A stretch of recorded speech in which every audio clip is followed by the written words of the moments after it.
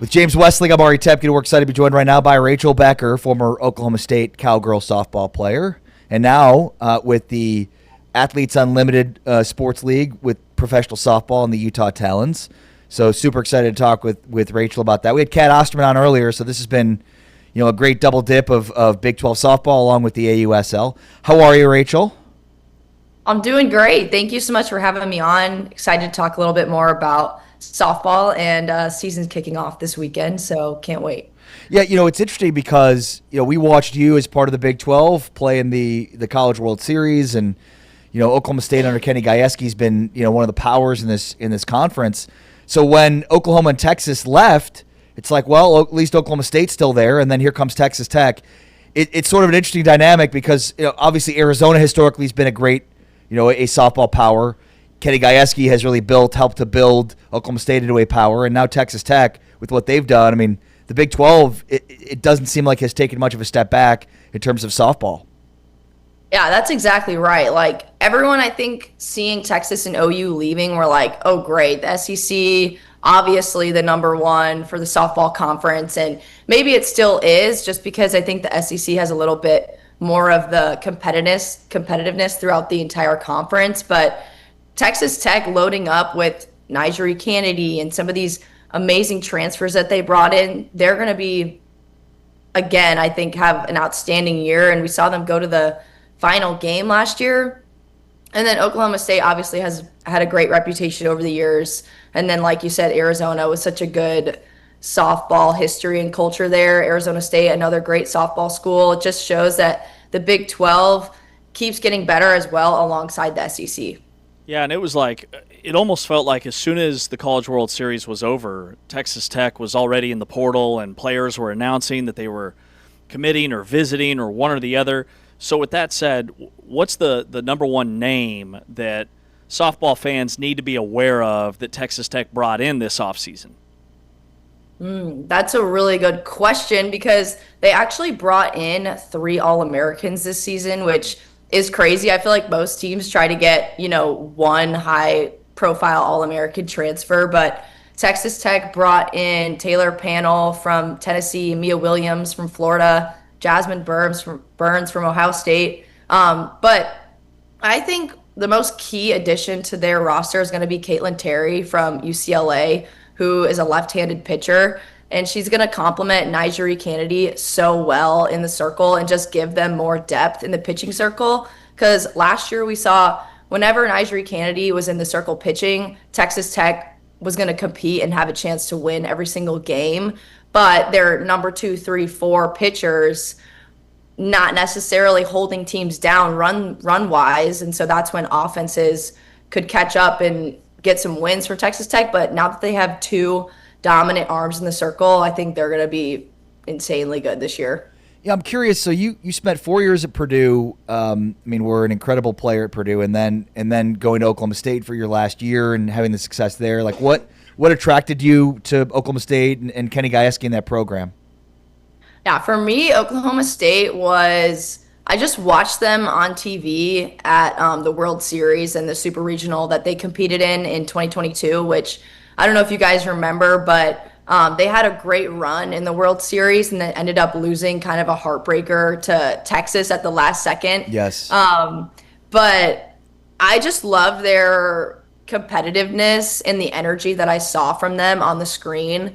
And, going to Oklahoma State and going on my visit with Coach G, I just felt that the energy and the momentum was there for the Cowgirls. And I knew that they were bringing back so many amazing players. I mean, we had Kelly Maxwell, Lexi Kilfoyle coming in from Alabama, Kylie Naomi, All-American shortstop, Cheyenne Factor, center field, like just big names in softball, amazing players. And I think the culture at Oklahoma State was that the expectation was to get to the World Series. So all of that combined really just made me want to play for Coach G and that team. By the way, James, Purdue, an elite engineering school, and Rachel got a degree in chemical engineering from Purdue before transferring to Oklahoma State. What do you know about chemical engineering, James?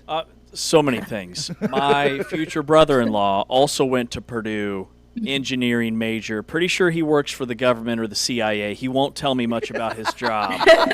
So you're a little bit more transparent when it comes to your career path. Well, that, unless she is working for the CIA, you don't know. Unless, I mean, is there You'll anything, never know. The floor is yours if you'd like to share. Who could be like some sleeper teams in the Big 12 this year? Teams that you think will finish above either where they're slotted in the preseason or better than what they did last year? It's a great question. I think for me, a big sleeper team that I'm keeping my eye on is UCF. They play a really tough schedule, and they're bringing back some of their key returners in the infield. And also, they have proven pitching. Isabella Vega was a freshman star for UCF last year, and she's coming back with a lot of other pitchers behind her. They have a ton of depth, and also them bringing in a big freshman class helps out a lot.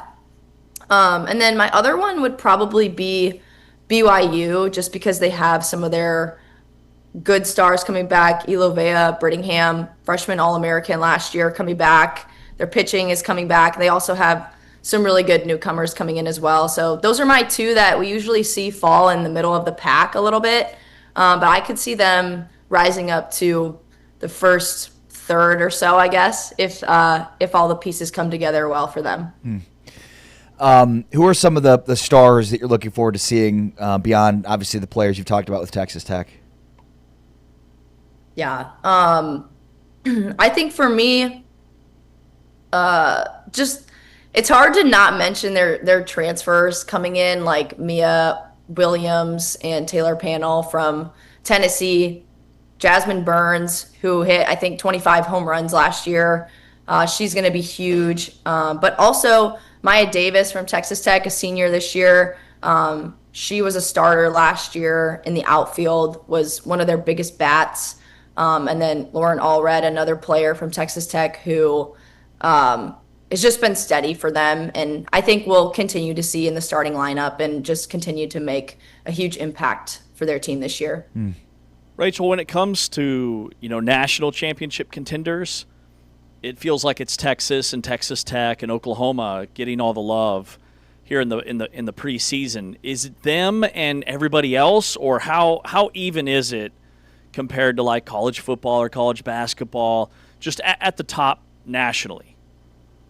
Yeah, I think that's a great question. I really do think that there are going to be some teams in the Big 12 who will compete very well at the top there, like Arizona. I think another great team who has postseason experience that can compete with, the Texas Tech, the Texas, the OUs. I know, like, the SEC, I'm really interested to see how that plays out for them this year. They always have some solid teams like Florida, Arkansas, I know, with a really good team this year. They brought in some solid newcomers. So I do think that it's easy to look at the layout before the season starts and be like, oh yeah, Texas bringing back a lot of their stars from last year. They're always super athletic. And Texas Tech, with the roster that they've assembled, going to be really hard to beat. But you honestly never know how things are going to shake out. And I think we're going to see a lot of young players on a lot of these top teams coming in and making an impact. And honestly, some of these freshmen come in with no expectations and then they just play lights out and have a great year. So I think that those top teams are going to be very, very hard to beat. But I think it's doable, and I hope it's a very competitive season throughout all of the softball. Rachel, what else will you be doing in terms of coverage for college softball? Obviously, we know you're playing professionally, but what else are you going to be doing from a coverage standpoint? From a coverage standpoint, I'll just be covering the Oklahoma State home games this year. Nice. That's kind of my main job right now. I just did the Big 12 media show last week, which was a ton of fun, and first time that the Big 12 put that on, and that was super awesome. We got to talk to all the coaches and teams, and then probably looking at the Big 12 tournament at the end of the season. So that will be the main ways for me. Awesome. Rachel Becker, appreciate your time, Rachel. Thank you so much. Be well. Yeah, thank you so much for having me. Rachel Becker joining us here on Big 12 Radio, Big 12 Today. in advance of the start of the softball season. Texas Tech, one of the favorites to win a national championship this year, after losing in the final game to Texas in what was an elite series, and they've restocked, which has really ticked off the softball world at large.